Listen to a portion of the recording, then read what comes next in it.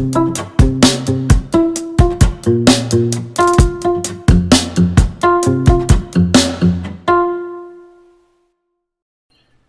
so hello everyone, this is Akshay here. Let us continue the today's GFG periodic week. Today's question from the day is print all the notes that do not have sibling, right?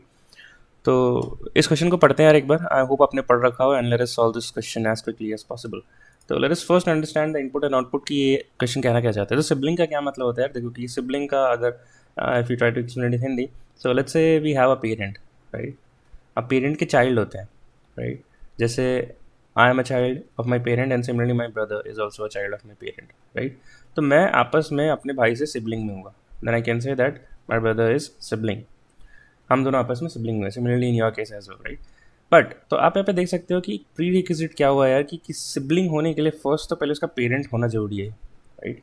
अगर कोई दो terms या फिर कोई दो x and Y sibling है तो उसका सबसे पहले एक पेरेंट होना जरूरी है. Parent is must, right. Then their child can be called a sibling. This is the second point, right?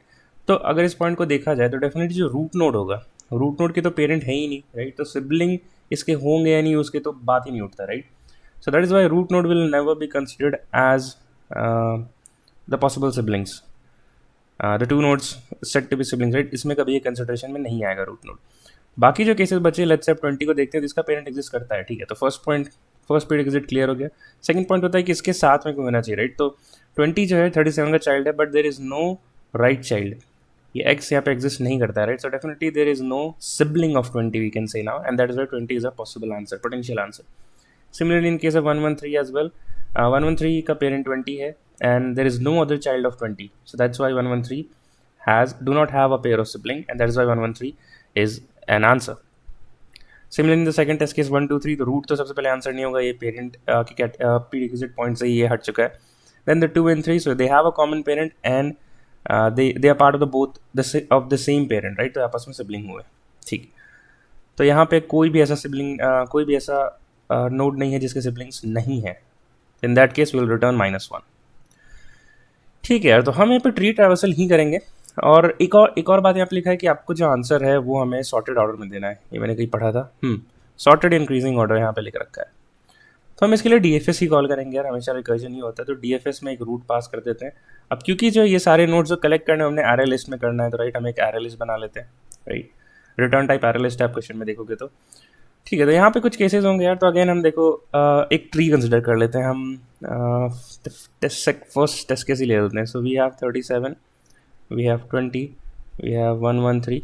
थोड़ा सा केस को आगे बढ़ाने के लिए हम यहाँ पे एक और ब्रांच ऐड कर देते हैं, ठीक है. तो सबसे पहले तो अगर हम लेफ्ट कॉल करेंगे या फिर राइट कॉल, तो कन्वेंशनली लेट अस से कि लेफ्ट रिकर्सिव कॉल पहले करते हैं. तो इस पॉइंट से मैं यहाँ पर आऊँगा, यहाँ से इधर आऊँगा, यहाँ से इधर चला जाऊँगा, राइट. तो एक पॉइंट ऐसा है जहाँ पे ना मैं नल हिट होऊंगा, तो right. In that case first base case तो हमारा ये बनता है कि अगर रूट इक्वल्स टू नल है, in that case we have to stop the recursion और से रिटर्न. बहुत सिंपल था यार, ये तो काफ़ी सिंपल था बेस केस निकालना. अब जब हम DFS कॉल करेंगे, राइट, देखो हमें हमारी नीड क्या है. हमारी नीड ये है कि जब किसी रूट पर हम हैं, लेट्स से 37 पे थे, राइट, तो या तो इसका लेफ्ट चाइल्ड एग्जिस्ट कर रहा हो, राइट ना कर रहा हो, और या फिर एक पॉसिबिलिटी ऐसी कि हम रूट पर हैं और इसका जो लेफ्ट चाइल्ड एग्जिस्ट नहीं करता है बट राइट चाइल्ड एग्जिस्ट करता है. These are the two cases जहाँ पे हम कहेंगे कि ये सिबलिंग है, राइट. तो मैं कह सकता हूँ यार, और अगर दोनों ही चाइल्ड प्रेजेंट है, लेट्स से 37 और 20, और ये जो हमारा केस है 20 40, in that case none of the nodes are siblings. Like none of the nodes do not have, like उनके पास सिबलिंग्स है, तो ये दोनों नोड में none of the nodes would be our potential answer. तो इन दोनों के पास सिबलिंग्स है यार, like all both of the nodes will have the siblings and that's why will not consider this a potential answer. तो हमें दिख रहा है कि मेरे को 3 रिकर्सिव कॉल लगानी पड़ेंगे. एक इस केस को हैंडल करने के लिए, इस केस को हैंडल करने के लिए, और एक तीसरा इस केस को हैंडल करने के लिए, राइट. तो हम एक बार कर लेते कि अच्छा अगर दोनों चाइल्ड प्रेजेंट है, if root dot left not equals to null and and, root dot right is also not equals to null, right. तो इन दैट केस हम क्या करेंगे, हमें पता है कि इन दोनों में से लेफ्ट और राइट कहीं से आंसर नहीं आने वाला है. तो मतलब मैं लेफ्ट सब ट्री के लिए भी रिकर्जन कॉल करूँ, वापस से चेक करूँगा कि सब कुछ सही है कि नहीं for finding the potential answer. ऐसे मिलली राइट सब ट्री के लिए रिकर्जन कॉल करूँगा. तो मैं यहाँ पे लिखूंगा कि नथिंग द DFS हो. अब वापस से रूट डॉट लेफ्ट और रूट डॉट राइट के लिए वापस से रिकर्जन चलाना शुरू कर दो, क्योंकि इन दोनों से तो आंसर नहीं आने वाला है, हो सकता है इनकी नीचे जो ब्रांचिंग बनी है 20 और 40 नीचे जो ब्रांचिंग है हो सकता है वहाँ से आंसर आ जाए, right. So just say root dot right, ठीक है। अब मैं 20 पे आया, राइट। तो सबसे पहले मैं 37 पे था, मैंने देखा दोनों के चिल्ड्रन है, मैं लेफ्ट ट्रैवर्स कर गया, लेफ्ट रिकर कर गया। 20 पे मैं देख रहा हूँ यार कि इसके लेफ्ट चाइल्ड है बट राइट चाइल्ड नहीं है, राइट। तो मतलब कि हम एक एल्सिफ केस लिखते हैं। अब इफ एल्सिफ का मतलब क्या होता है, या तो इफ ट्रिगर होता है या तो एल्सिफ ट्रिगर होता है, राइट। अगर आप दो इफ लिख दोगे और दोनों में कंडीशन ट्रिगर होती है, लेट्स से दोनों एग्जीक्यूट हो जाता है, राइट। तो हम चाहते हैं कोई एक ही एग्जीक्यूट हो। एल्सिफ में हम क्या चेक करेंगे यार कि root dot left not equals to null, right. इस केस में हम कुछ टास्क करेंगे। अब यहाँ पे ऑलरेडी इंश्योर्ड हो गया है कि देखो अगर दोनों नल नहीं होते तो ये इफ केस ट्रिगर हो जाता, राइट।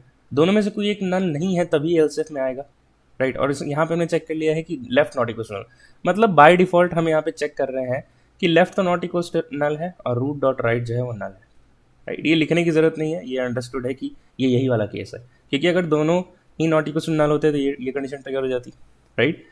तो इस केस में हम क्या लिखेंगे यार कि सबसे पहले तो इसका जो लेफ्ट नॉट इक्वल नल है और ये कंफर्म है कि राइट नल होगा, तो डेफिनेटली इसका जो लेफ्ट चाइल्ड है वो एक पोटेंशियल आंसर है। सबसे पहली बात तो 113 एक पोटेंशियल आंसर है।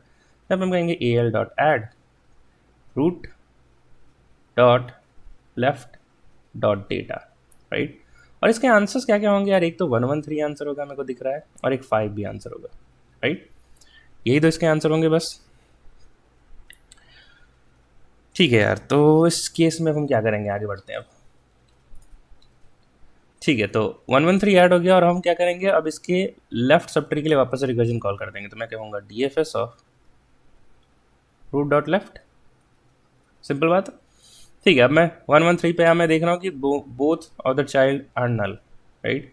इन दैट इज क्या होगा, कोई भी इफ ट्रिगर नहीं होगा, ना ही इफ ट्रिगर होगा ना ही एल्स इफ ट्रिगर होगा, राइट।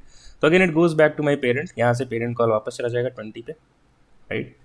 और यहाँ पे सारे रिकर्जन हमने कॉल कर दिया था, हमने सिर्फ दो ही कंडीशन लिखा था, राइट। ये फर्स्ट कंडीशन था, ये सेकंड कंडीशन था और सेकंड कंडीशन ट्रिगर हुआ था। इसके बाद कोई भी ब्लॉक ऑफ स्टेटमेंट्स नहीं है तो कुछ भी ट्रिगर नहीं होगा और अगेन रिकर बैक हो जाएगा यहाँ पे, राइट। और यहाँ पे कौन सा स्टेटमेंट एग्जीक्यूट हुआ था 37 से 20 जाने में, फर्स्ट स्टेटमेंट। और फर्स्ट स्टेटमेंट में दो पार्ट थे यार, एक तो लेफ्ट के लिए रिकर करना, राइट के लिए। लेफ्ट के लिए रिकर्जन तो कंप्लीट हो गया, तभी मेरा पेरेंट कॉल बैक वापस से 37 पे आया। अब मैं राइट के लिए वापस से करूँगा, तो मैं राइट पे जाऊँगा अब मैं राइट से गया 40 पे, राइट। अब मैंने 40 पे चेक किया कि इसका जो है राइट एग्जिस्ट करता है और लेफ्ट नहीं करता है, मतलब कि हमारे पास एक और केस आएगा, एल्सिफ एक और लिख देते हैं यहाँ पे। और यहाँ पे क्या केस है कि root dot right not equals to null, right, यही होगा। और ये बाय डिफॉल्ट कंसिडर हो ही गया है कि इसका जो लेफ्ट पार्ट है नल, अगर ऐसा नहीं होता तो ये ट्रिगर में चला जाता, राइट, ठीक है। तो in that case I can clearly see that my root dot right dot data is my one potential answer. So I will just say al dot add root dot right dot data, and what I will do, I will again recur back for its remaining subtree. Remaining subtree कहाँ है, left part में, left तो already right में, left तो already null हो गया था। तो मैं I will again call D F S of root dot right, हो गया यार। मेरे को लगता है इतने से काम हो जाएगा। तो ठीक है, 40 से हम अगेन, अब यहाँ पे कौन सा ट्रिगर हुआ था, यहाँ पे ये लेट्स इसको थर्ड स्टेटमेंट मान लेते हैं। तो 40 से 5 जाने में थर्ड स्टेटमेंट ट्रिगर हुआ, एंड 5 से अगेन आप देखोगे कि कोई भी स्टेटमेंट ट्रिगर नहीं होगा, राइट। रूट इक्वल्स नल नहीं है, ना ही इन दोनों स्टेटमेंट में कोई ट्रिगर होगा, राइट। तो there is no block of code to execute for this node 5। तो क्या होगा, पेरेंट कॉल बैक वापस से जाएगा यहाँ पे 40 पे, देखेगा कि अच्छा कोई ब्लॉक ऑफ स्टेटमेंट बचा है क्या, हमने 3 एग्जीक्यूट किया था बट उसके बाद कोई भी स्टेटमेंट्स नहीं है, तो अगेन से पेरेंट कॉल बैक चलो, और फाइनली सारा नोड विजिट हो गया है, कोई भी ब्लॉक ऑफ स्टेटमेंट्स नहीं बचे हैं एग्जीक्यूट करने के लिए, right. So this would be your entire pseudocode for this problem, and this would be your entire logic building for this problem as well, right? तो ट्री के क्वेश्चन मैं ऐसे ही सॉल्व करता हूँ, एक छोटा ट्री लेता हूँ, इसका ड्राई रन करता हूँ, साथ ही साथ बेस केस और रिकर्शन लिखते जाता हूँ। लेकिन लेफ्ट और राइट तो लिखना ही रहता है, दैट इज ट्रू, है ना। तो लेफ्ट और राइट करते करते बेस केस निकल जाता है, and then you need to decide कि जब आप जो ट्रैवर्सल कर रहे हो उसमें और क्या मैनिपुलेशन करना होगा, राइट। तो आपने देखा हमने बहुत ही अच्छे तरीके से 3 sequence of steps, 3 if else if हमने determine किया, right? Now please pause this video here or try to code the solution by yourself. Also, if you want to try run some another test case, I will highly encourage you to do that. And please pause this video and try to code this approach by yourself. And, साथ ही साथ यार अगर आपको video से help मिल रहा है तो definitely हमारे यूट्यूब चैनल को लाइक शेयर एंड सब्सक्राइब कर दें। एंड यहाँ पे हम 2-3 चीज़ें करते हैं। हमारे पास एक्चुअली 4 प्लेलिस्ट है, जहाँ पे एक PUTD का प्लेलिस्ट है, जहाँ पे हम रोज़ एक क्वेश्चन सॉल्व करते हैं DSA पूल से। एक इंटरव्यू एक्सपीरियंस है जो जहाँ के जितने भी मैंने इंटरव्यूज़ दिए हैं उसका मैं वीडियो बना देता हूँ, कि आपको भी इससे हेल्प मिल सके कि व्हाट आर द राउंड्स आज DSA कैसा होता है, HR कैसा होता है and everything. And we have one advanced topics से सारे प्लेलिस्ट मेंटेन है। And I have taken some seminars at my SRM university, do's and DSA do's and don'ts. ये सारे स्टूडेंट्स के ही क्वेश्चंस थे, मैंने कुछ ऐसा पढ़ाया नहीं था, उनके क्वेश्चंस को ही आंसर कर रहा था, DSA versus CP development and everything. तो आप ये भी चेकआउट कर सकते हो, right. Okay, so let me give you a very quick code walk through. हमने सेम चीज़ किया है जो हमने दिखाया था। तो हमने एक एनालिस्ट बनाया ग्लोबल स्कोप में, आप इसको एज अ लोकल स्कोप भी बना सकते थे। द ओनली डिफरेंस इज कि अगर आप इसको लोकल स्कोप बनाते तो आपको एज अ पैरामीटर पास करना पड़ता है यहाँ पे DFS में, ठीक है। तो आप दोनों तरीके से कोई भी तरीके से कर सकते हो, मैं हर बार अपने रिकर्जन की वीडियो बताता हूँ ये। फिर हमने अंदर उसको इनिशियलाइज किया है and then we have called DFS root. और एक और बात, अच्छा इस चीज़ पे बात पे आते हैं। तो DFS फंक्शंस कैसे लिखा हुआ है, सबसे पहले रूट इक्वल्स टू नल है तो हमें DFS को स्टॉप करना है रिकर्जन को। फिर हमने ये 3 टेस्ट केस तो बहुत अच्छे डिस्कस कर दिया था, आई डोंट थिंक की further walk through is required. अब यहाँ पे जब DFS रूट को कॉल कर दिया तो AL में अगर जितने भी आंसर्स है वो यहाँ प्रेजेंट होंगे, राइट। बट आप देख सकते हो यहाँ पे कि हमारा जो आंसर आया है हमारे AL में 1, 1, 3 और 5 है। क्वेश्चन ने कहा है कि सॉर्टेड ऑर्डर में होना चाहिए, इंक्रीजिंग ऑर्डर में, राइट। तो हमारा जो एरे लिस्ट है सबसे पहले तो उसमें चेक करना है कि अगर साइज इक्वल टू 0 है, मतलब कोई भी ऐसे नोड नहीं है जिनका सिबलिंग नहीं है, राइट। तो in that case we have to return -1 जो क्वेश्चन ने कहा है। और अगर ऐसा नहीं है, मतलब नोड्स प्रेजेंट होते हैं, पॉसिबल आंसर्स हैं, तो उनको सॉर्ट कर देंगे, राइट। और ये जो सॉर्टिंग है यार, ये इटसेल्फ हमारा ले लेगा n log n। और ये जो DFS हमने कॉल किया था, this is nothing but O of n। सारे नोड्स को विजिट कर रहे थे, ठीक है। तो अभी बार टाइम कॉम्प्लेक्सिटी भी डिस्कस कर लेते हैं। तो we are visiting each and every node, right. So the time complexity would be O of n। But क्योंकि सॉर्ट भी कर दिया तो O of n log n। अब ignoring the smaller time complexities, इसको हम कह सकते हैं O of n log n, right. Similarly space complexity क्या हो जाएगा, अगेन हम रिकर्शन कर रहे हैं ट्री में, तो राइट। तो रिकर्शन तो यहाँ पे O of height of tree, O of height of tree या O of n भी आप लिख सकते हो, क्योंकि एक ऐसी पॉसिबिलिटी हो जहाँ पे स्क्यूड ट्री हो इस तरह का, राइट।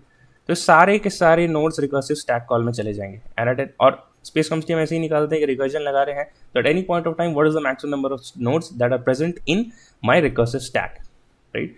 तो O of height of tree कह सकते हो या फिर O of n कह सकते हो, बोथ रिमेन सेम,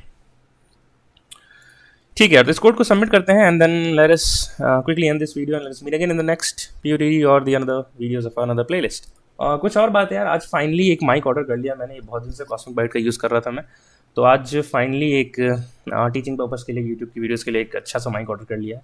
तो डेफिनेटली आज वो आ जाएगा एंड कल से ऑडियो प्रॉब्लम्स जो कभी कभी होती थी, अभी जो क्वालिटी है इससे बहुत बेहतर क्वालिटी आपको मिलेगी, राइट।